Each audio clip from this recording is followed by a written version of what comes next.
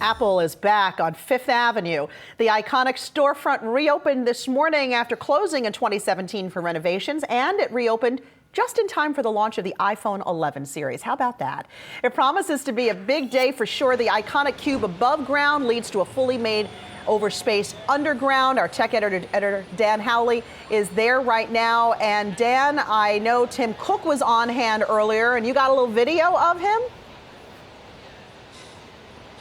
Yeah, we got to see him walk in. He kind of walked through the crowd, welcomed everyone, shook hands, took a bunch of selfies, pet someone's dog, and then he made his way into the store, then came back out at 8 o'clock for the grand opening, or grand reopening, I should say, of the flagship Fifth Avenue store. We got to go downstairs, see how it is.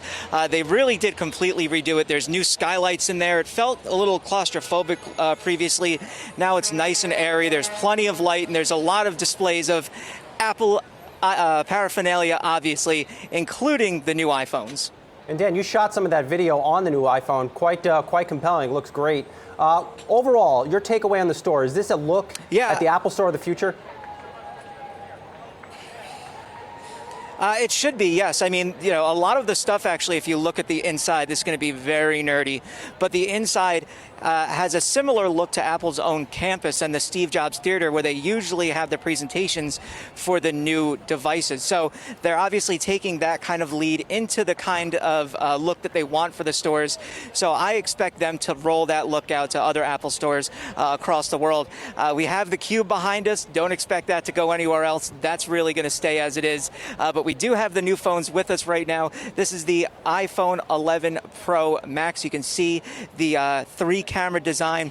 I've been using it for a few days now, and I really have to say the photos on it look spectacular. The video, though, looks even better, as is proof from the video we shot earlier this morning.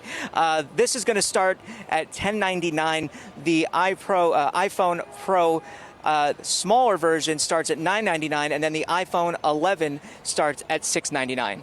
I have to get used to those 3 lenses on the back. You actually showed me the phone here yesterday, and it looks there's a lot there on the back of the phone. I'm curious if you were able to take any video inside the store, or are they not allowing that?